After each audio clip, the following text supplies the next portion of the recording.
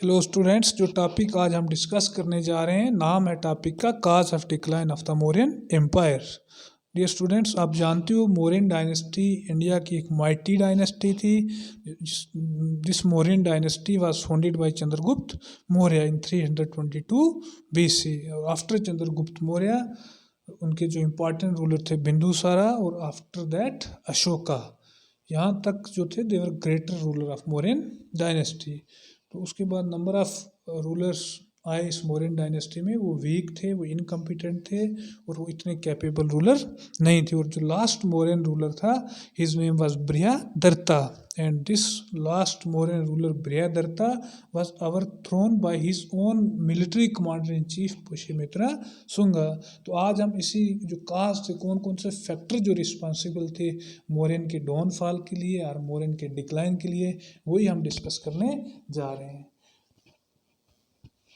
तो जब इनके cause of fall of Mauryan empire की बात होती है, तो यहाँ पे बहुत सारे फैक्टर और बहुत सारे causes they were responsible, not a single cause is responsible for downfall of Mauryan empire. तो जब जो सम इम्पॉर्टेंट जो फैक्टर थे, जो इम्पॉर्टेंट काजेज रिस्पॉन्सिबल थे मौर्यन एम्पायर के डाउनफॉल के लिए, उनमें first factor that is vastness of Mauryan empire.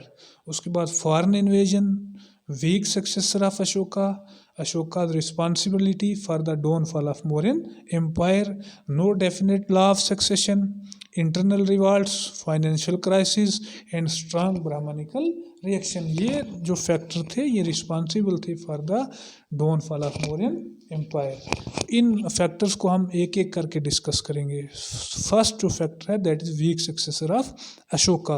Week and ambitious rulers, administration degenerated, army lost its rigor, internecine quarrels and domestic feuds and civil war। जो अशोका के successor थे, अशोका के बाद वाले रूलर्स थे, वो वीक थे, इनकम्पिटेंट थे, इनकेपेबल थे। उनने एडमिनिस्ट्रेशन की तरफ ध्यान नहीं दिया, आपस में लड़ते झगड़ते रहते थे। तो ये एक इम्पॉर्टेंट फैक्टर रहा for the downfall of Mauryan empire.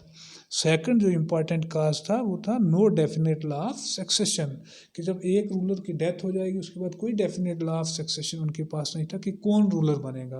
और ये भी एक इम्पॉर्टेंट फैक्टर रहा उनके डाउनफॉल के लिए। इसकी वजह से जो कंटेंडर होते थे उनके बीच आपस में वार स्टार्ट हो जाती थी, और एक तो आपके एम्पायर के रिसोर्सेज यूज़ हो रहे हैं और जो आपके डिसरप्टिव एलिमेंट हैं वो कहीं ना कहीं they raise their heads.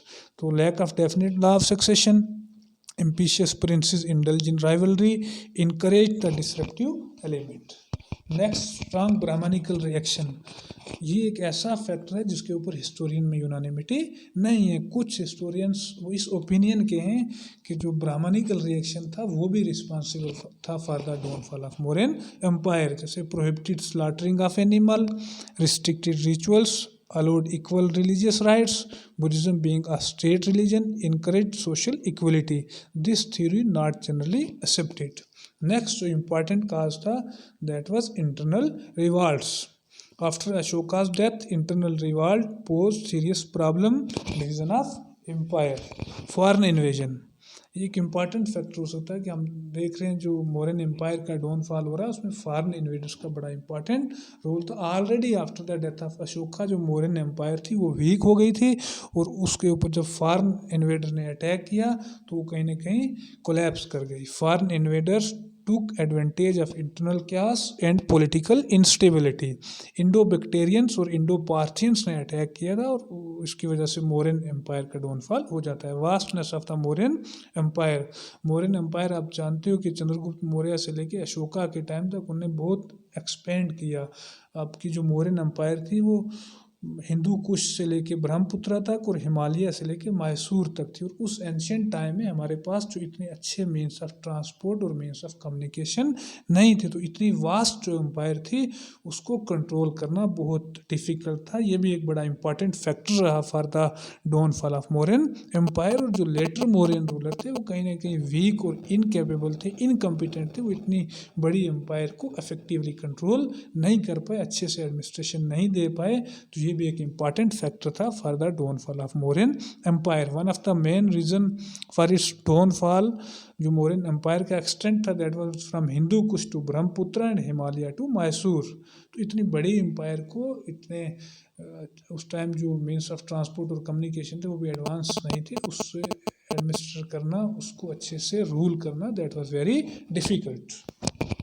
अशोका's responsibility for the downfall of the Mauryan empire. जब इस पॉइंट की बात होती है तो हिस्टोरियन में यूनानिमिटी नहीं होती है। कुछ जो ग्रुप ऑफ हिस्टोरियंस हैं वो इस पॉइंट को लेके चलते हैं कि ना कहीं Ashoka was responsible for the downfall of Mauryan empire. वो अपने इस चीज़ को जस्टिफाई करने के लिए, इस थ्योरी को जस्टिफाई करने के लिए वो अपने अपने पॉइंट्स बताते हैं। और ऑन द सेम वे जो कुछ हिस्टोरियंस हैं उनने इस चीज़ को ऑब्जेक्ट किया, उन्होंने कहा नहीं, Ashoka was not responsible for the downfall of Mauryan Empire. Brahmanical reaction की जैसे बात होती है, give up conquest and adopted policy of Dhamma eroded the efficiency of the administration and martial spirit of army, never reduced the strength of his army, neither neglected the defense of the country. Ashoka's policies alone were not responsible. number of other factor के साथ ये भी एक factor था कहीं ना कहीं, लेकिन अगर हम सिर्फ कहें कि सिर्फ अशोकास की जो पॉलिसीज थी वो रिस्पॉन्सिबल थी for the downfall of Mauryan empire, ये 100% ट्रू नहीं है। और बहुत सारे फैक्टर के साथ ये भी एक फैक्टर था। That's all about cause of downfall of Mauryan empire. Thank you.